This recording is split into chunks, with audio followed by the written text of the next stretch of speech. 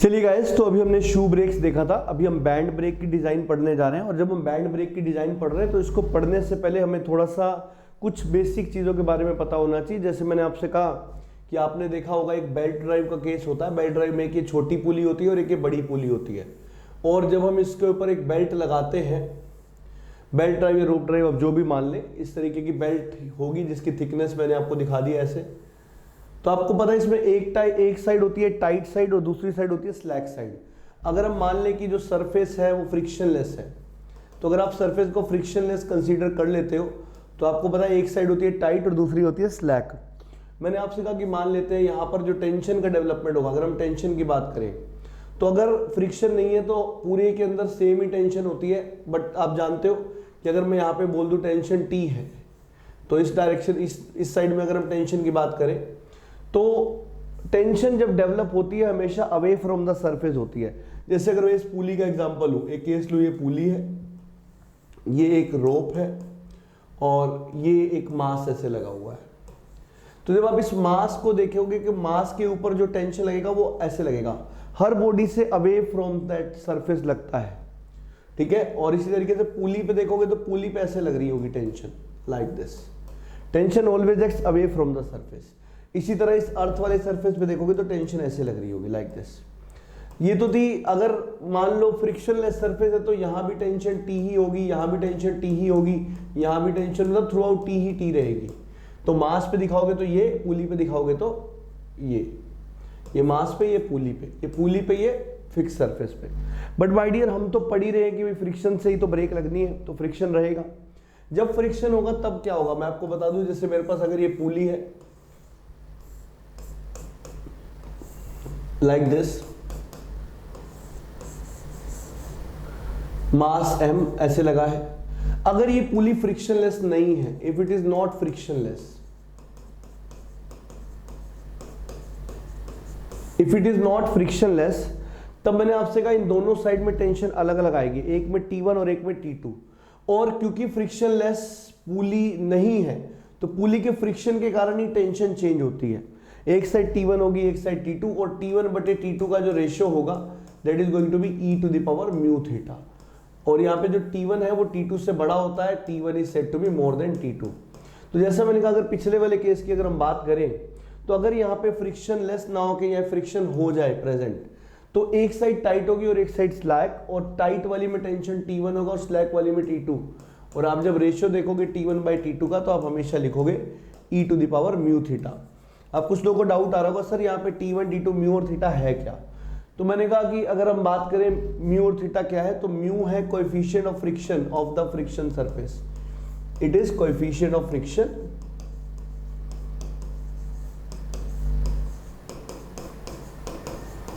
For friction surface.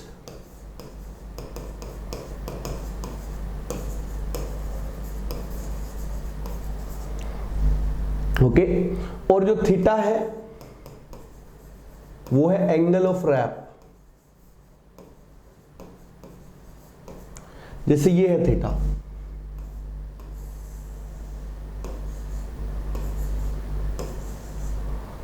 This is the angle theta, that is angle of wrap. तो my dear, T1 by T2 is e to the power mu theta. अब इसी को हमें use करना है, band break में कैसे use करेंगे वो देखिएगा। तो माय डियर, जब हम बैंड ब्रेक की बात कर रहे हैं तो ऑब्वियसली हर बार की तरह हमारे पास एक तो ड्रम होगा, और ये ड्रम ऑब्वियसली इसकी एक्सिस फिक्स होगी जिसके अबाउट ये ड्रम घूम रहा होगा। और ये जो ड्रम है, दिस इज द ड्रम, ये रोटेटिंग ड्रम होगा।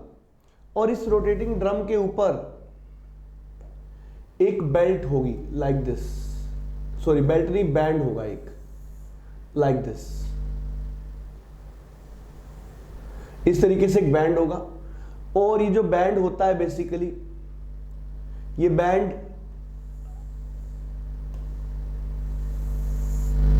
मैं ये लीवर बना दे रहा हूं,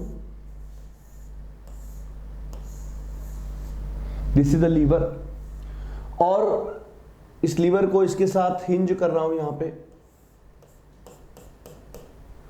दिस पॉइंट इज O। तो मैंने आपसे कहा जो बेल्ट है, सॉरी बैंड है, ऑब्वियसली इस बैंड की कुछ विड्थ, थिकनेस सब कुछ होगा। तो ये जो बैंड है इस बैंड के एक साइड पे फ्रिक्शन लाइनिंग लगा दी जाती है। जैसे बैंड की इस साइड की बात करूं तो बैंड के इस साइड में फ्रिक्शन लाइनिंग लगी है, there is some friction lining in the band. क्यों है फ्रिक्शन लाइनिंग? कि जब भी ये ड्रम घूमेगा तो इस ड्रम को रोकने के लिए ये फ्रिक्शन लाइन हेल्प करने वाली है। तो जब ये ऐसे हेल्प करने वाली है तो बेसिकली होगा क्या, मैंने कहा कि मान लेते हैं अगर ये ऐसे इस तरीके से रोटेट कर रही है, let us it is rotating in this way, और जब ये ऐसे रोटेट कर रही है और मैंने आपसे कहा कि हम यहाँ पर एक फोर्स लगाएंगे इस तरीके से, और ये फोर्स क्यों लगेगा? ताकि ये जो हमारे पास जो ये बैंड है, ये बैंड जो है ये कॉन्टेक्ट में आ जाए ड्रम के, अगर कॉन्टेक्ट लूज हो तो टाइट हो जाए। सो माय डियर, इसी ब्रेक को बोलते हैं बैंड ब्रेक। और बैंड ब्रेक दो तरह की होती है, एक सिंपल बैंड ब्रेक और एक differential band brake. So my dear, band brake को सिंपल बैंड ब्रेक तब कहा जाता है अगर बैंड का एक एंड लीवर के ऊपर हो और बैंड का दूसरा एंड फुलक्रम पर। जैसे एक एंड फुलक्रम पर और दूसरा एंड किस पे? लीवर पे। तो ऐसे केस को हम बोलते हैं सिंपल बैंड ब्रेक।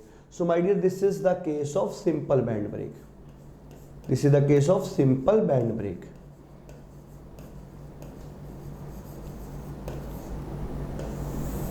और अगर मान लो बैंड के दोनों एंड लीवर पर ही आ जाए, if both the ends of band comes on the lever only, then it is said to be differential band break।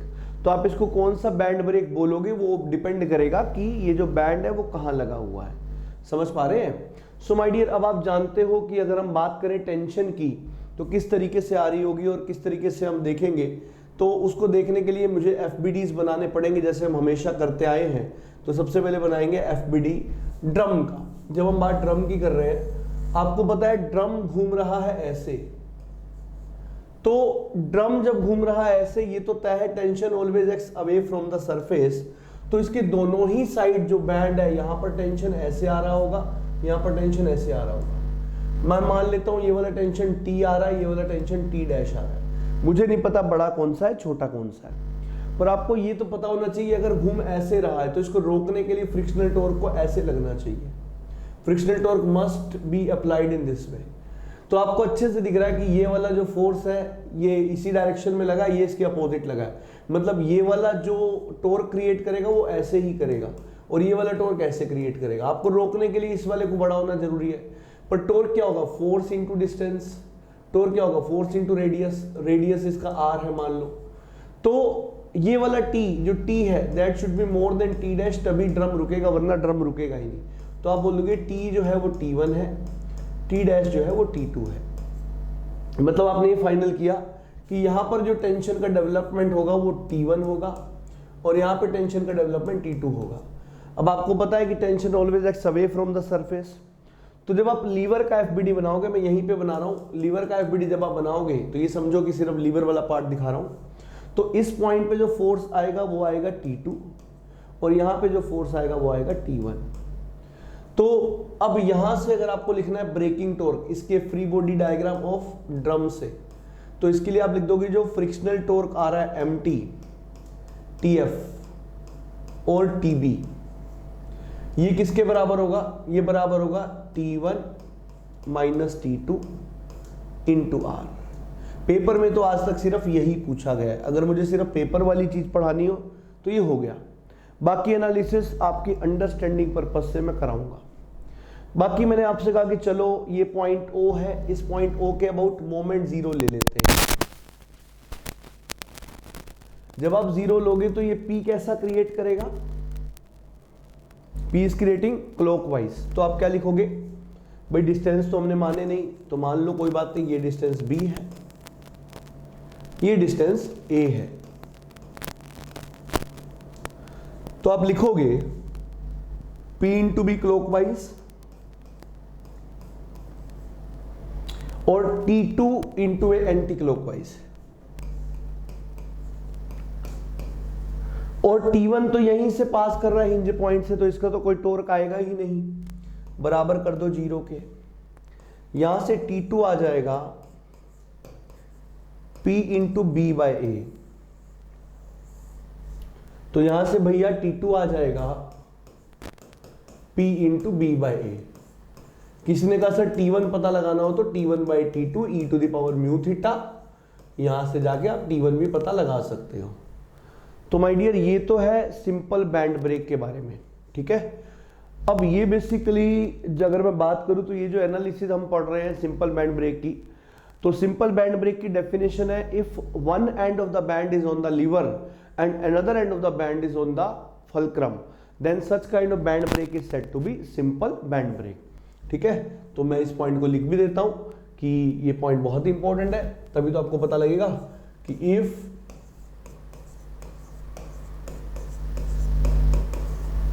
One point, बल्कि मुझे कहना चाहिए one and,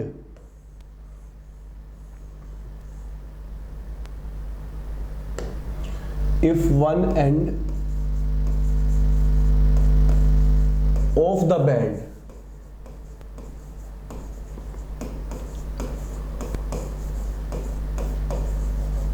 is on the lever and other one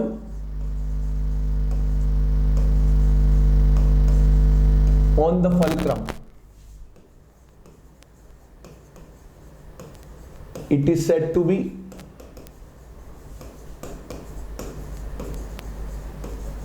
a simple band break. दूसरी जगह if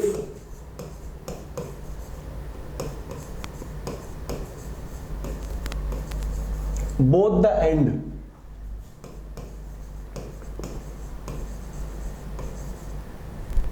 of the band are on the lever itself, then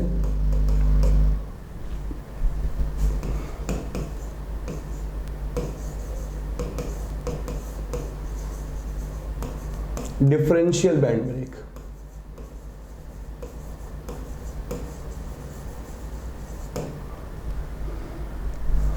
Okay, so this is something simple and differential band break. इस तरीके से हम simple और differential band brake की बात करते हैं।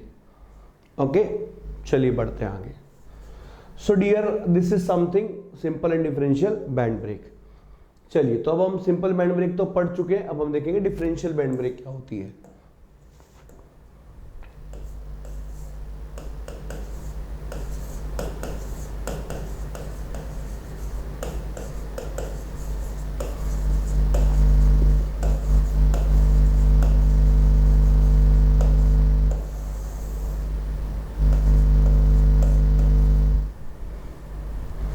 Let us see what is differential band break. So my dear, अगर हम डिफरेंशियल बैंड ब्रेक की बात कर रहे हैं, मैंने पहले ही आपको बता दिया कि अगर दोनों के दोनों एंड लीवर पे हो तो उसको डिफरेंशियल बैंड ब्रेक बोलते हैं, ठीक है। तो मैंने आपसे कहा, मान लेते हैं सबसे पहले तो मेरे पास ये एक लीवर है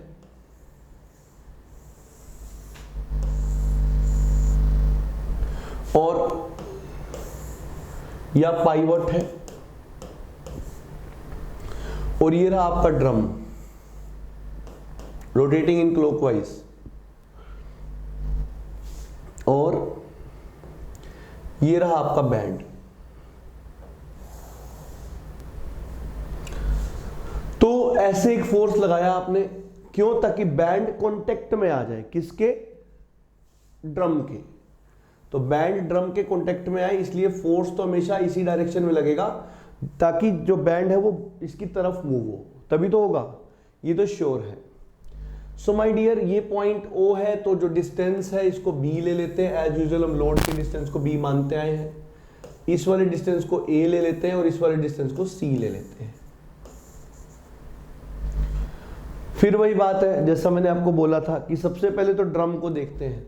ड्रम का FBD में अलग से बनाया करूंगा और लीवर का इसी में दिखा दिया करूंगा। तो ड्रम के FBD को देखो, ये रहा drum. Drum is rotating in this way.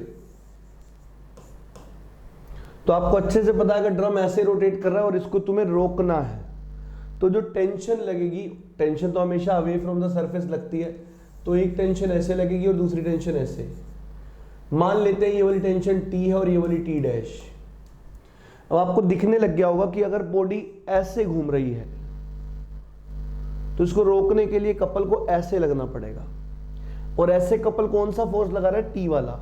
इसका मतलब टी को बड़ा होना चाहिए टी डैश से, तो टी को होना चाहिए T1, टी डैश को होना चाहिए T2।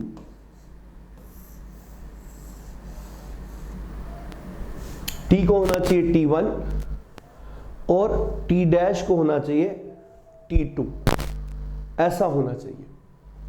So my dear, this is the case, T should be T1 and T dash should be T2।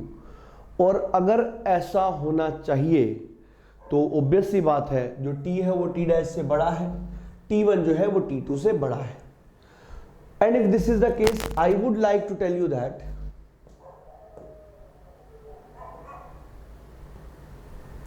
अब आपको पता लग गया कि ये वाली रेडियस तो आर ही है, तो T जो कपल क्रिएट करेगा वो ऐसे करेगा T इंटू आर के बराबर, और टी डैश ऐसा कपल क्रिएट करेगा टी डैश इंटू आर के बराबर।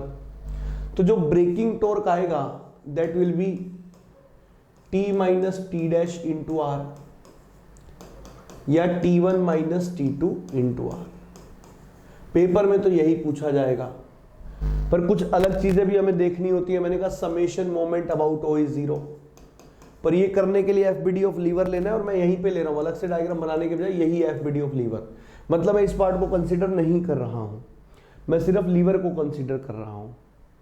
तो अगर ऐसा है तो आप एक बात समझ गए कि यहां पर जो डायरेक्शन हमारे पास आई, जैसे मैं आपको दिखाता हूं पिछले केस के अंदर, जैसी ये डायरेक्शन आई थी, हर जगह अवे फ्रॉम सरफेस बना दो बस। भाई ड्रम को देखो तो उससे दूर की तरफ, लीवर को देखो तो उससे दूर की तरफ, और इस तरह की चीजें आपने इंजीनियरिंग मैकेनिक्स में पढ़ी हुई है, इन्हीं को इंटरनल फोर्स सिस्टम भी बोलते हैं ना। ओके, तो मैंने आपसे कहा यहां पर जो हमने देखा है, तो ये वाली जो डायरेक्शन है वो T की है, और ये वाली डायरेक्शन जो है मतलब T1 की है, और ये T2 की है। तो यहां भी ऐसे ही डेवलपमेंट होगा, ये आएगा T1 और ये आएगा T2, always acting away from the surface. तो लीवर पे डायरेक्शन यही आने वाली है जो मैंने अभी आपको दिखाई। Okay, so if this is the case, तो मैंने आपसे कहा कि अगर आप समेशन मोमेंट को 0 करोगे तो P कैसा क्रिएट कर रहा है, एंटी क्लॉकवाइज, तो minus P into B. T1 कैसा क्रिएट कर रहा है, क्लॉकवाइज, T1 इंटू C। एक काम करते हैं, इसको इसकी जगह C ऐसे ले लेते हैं हम, T1 इंटू C, और T2 भी P ऐसे एंटी क्लॉकवाइज, T1 और T2 same, so plus T2 into A is equal to 0। तो यहां से P क्या आ गया, T1C plus T2A divided by B। और आपको साफ साफ पता है कि ये जो T1C है प्लस T2A, ये 0 से हमेशा बड़ा ही होगा, क्योंकि दोनों पॉजिटिव है। दो पॉजिटिव क्वांटिटी का सम कभी 0 या नेगेटिव हो ही नहीं सकता। तो इसका मतलब P हमेशा 0 से बड़ा। तो ना तो कोई सेल्फ लॉकिंग होने वाली है, ना ही कोई अनकंफर्ट होने वाला है, और ना ही कोई क्या होने वाली है, एक तीसरी कंडीशन भी तो होती थी, सेल्फ एनर्जाइजिंग, वो भी नहीं होगा। क्यों? क्योंकि जो अप्लाइड फोर्स है वो ऐसे है और दोनों टेंशन उसके अपोजिट है। तो सेल्फ एनर्जाइजिंग कंडीशंस तब आती है जब जो अप्लाइड फोर्स जिस डायरेक्शन में कपल क्रिएट करे, टेंशन उससे अपोजिट डायरेक्शन में करे। मतलब जो ये वाले फोर्सेस है T1 और T2, ये उससे अपोजिट डायरेक्शन में अगर करे तो काम बन सकता है, तब हेल्पिंग नेचर के होंगे ना भैया, मतलब उससे सेम नेचर में काम। अगर देखो P अप्लाइड लोड ऐसे एंटी क्लॉकवाइज कपल दे रहा है, अब इन T1 और T2 में से कोई एक और एंटी क्लॉकवाइज ही देने लग जाए, तो इसका मतलब ये P की हेल्प कर रहा होगा। अब दोनों उसके अपोजिट है तो उसकी हेल्प कर ही नहीं रहे, तो सेल्फ एनर्जाइजिंग का सवाल ही नहीं पैदा होता। जैसे पिछली बार फ्रिक्शन के द्वारा आने वाला कपल और लोड के द्वारा आने वाला कपल दोनों सेम डायरेक्शन में थे। तो ये मैं कहना चाहता हूं, I feel now you are very much clear about this. समझ पा रहे हैं? तो ना तो सेल्फ एनर्जाइजिंग, ना सेल्फ लॉकिंग, ना अनकंफर्ट कंडीशन। ओके, तो ये डिफरेंशियल बैंड ब्रेक का एक केस है जहां पे हिंज मैंने एक साइड पे रखी है। अब इसी डिफरेंशियल बैंड ब्रेक में अगर हिंज बीच में आ जाए तो चीजें चेंज हो जाएंगी। हिंज की पोजीशन अगर चेंज हो जाए तो चीजें डेफिनेटली चेंज हो जाएंगी। तो मैं डेफिनेटली आपको दिखाऊंगा हिंज बीच में आने से क्या होगा। देखते हैं अगला केस वही है। तो मुझे लिखना चाहिए डिफरेंशियल बैंड ब्रेक का ये केस नंबर 1 है। केस नंबर 2 अभी हम देखने जा रहे हैं।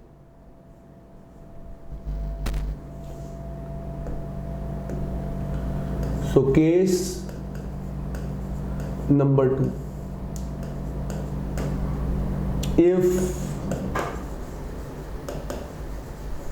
hinge is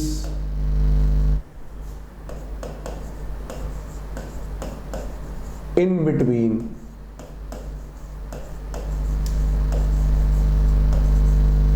the ends of band।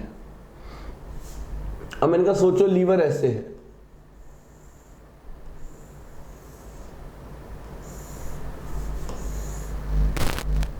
थोड़ा सा करेक्ट करेंगे इसको।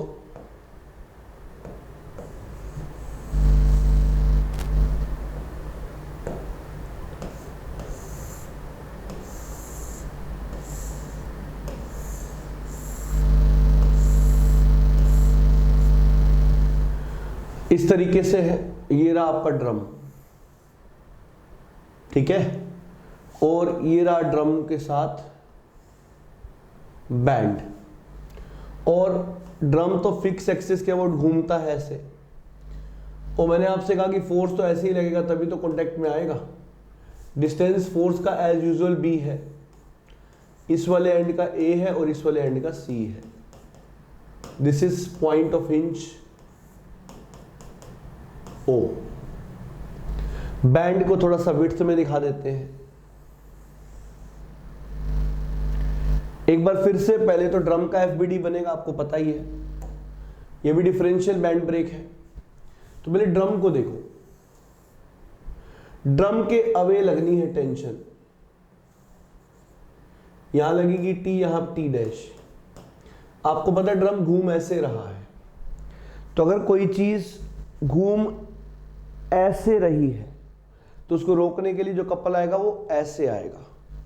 मतलब इसको रोकने के लिए कपल ऐसे अपोजिट डायरेक्शन में आना चाहिए, और इस डायरेक्शन में कपल टी दे रहा है, टी डैश नहीं। इसका मतलब टी को टी डैश से बड़ा होना चाहिए। इसका मतलब टी इस बार T1 है और टी डैश इस बार T2 है।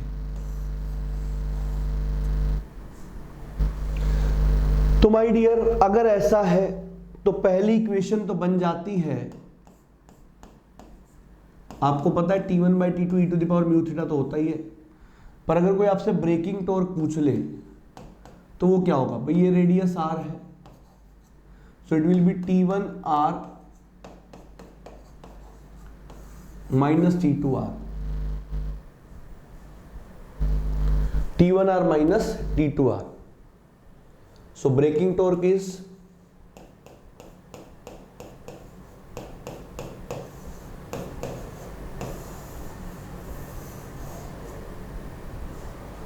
T1r minus T2r। तो अगर ऐसा है तो मैंने आपसे कहा कि ये इस डायरेक्शन में T आ रहा है और इस डायरेक्शन में T डैश आ रहा है। तो अब मैंने कहा ये तो एफबीडी ऑफ ड्रम हो गया, इसको हटा देते हैं। मतलब जब मैं ऐसे लाइन मारता हूं इसका मतलब है इस पोर्शन को भूल जाओ। अब मैं आपको एफबीडी ऑफ लीवर दिखाना चाहता हूं। अब ऑब्वियस सी बात है, लीवर में away from the lever tension ऐसे लगेगी, और इस बार जब आप समेशन अबाउट ओ लोगे तो पी तो अभी भी वैसा ही क्रिएट कर रहा है, anti, but T1 is creating clockwise, T2 is creating anti clockwise. अब की बार जो T2 है ना वो हमारी हेल्प कर रहा है। T2 कपल उसी डायरेक्शन में दे रहा है जिस डायरेक्शन में हमारे वाला फोर्स दे रहा है। इसका मतलब T2 हमारे साथ है, और जब कोई फोर्स हमारे साथ आ जाता है इसी को सेल्फ एनर्जाइजिंग कंडीशन बोलते हैं। भाई हम अकेले ब्रेक लगाने वाले थे पर हमारी कोई हेल्प करने लगा तो कहीं ना कहीं एनर्जी ऐड हो गई ना, तो इसको बोलते हैं सेल्फ एनर्जाइजिंग कंडीशन। तो तो यहां पे हमें सेल्फ एनर्जाइजिंग कंडीशन मिल सकती है, ये नहीं होता मिलेगी, मिल सकती है, देयर आर चांसेस। तो माय डियर अगर इसको लिखोगे तो क्या आ जाएगा, P इज इक्वल्स टू, ये आएगा T1A minus T2C divided by B। अब मैंने आपसे कहा कि अब केस बनेंगे, देखना A, if T1A is more than T2C तो P जो है वो मोर देन 0 आएगा। पर क्योंकि T2 हमारी हेल्प कर रहा है, क्योंकि अगर ये T2 यहां प्लस में आ जाता जैसे पिछली बार आया था तो ये फोर्स को बढ़ाता, पर अब ये माइनस आने का मतलब है ये हमारी हेल्प कर रहा है, तो इस कंडीशन को बोलेंगे सेल्फ एनर्जाइजिंग।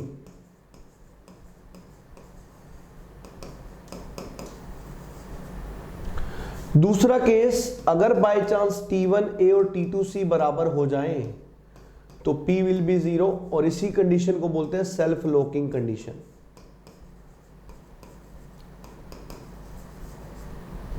और अगर by chance T1A less than T2C हो जाए तो P हो जाएगा लेस देन 0, इसको बोलते हैं अनकंफर्ट कंडीशन। अब आपको पता है कि हम तो सेल्फ एनर्जाइजिंग चाहते हैं, बाकी कोई कंडीशन हम चाहते ही नहीं, तो हम कभी नहीं चाहेंगे कि, हम हमेशा चाहेंगे जो T1 है वो बड़ा ही हो T2C से, और आपको पता है T1 बाई T2 जो है वो बड़ा ही हो किससे, C बाई A से, और T1 बाई T2 तो होता है e to the power mu theta, that should be more than C by A। तो ये कंडीशन है to avoid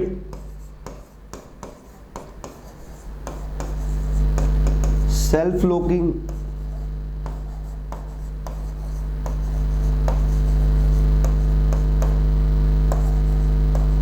and uncomfort condition.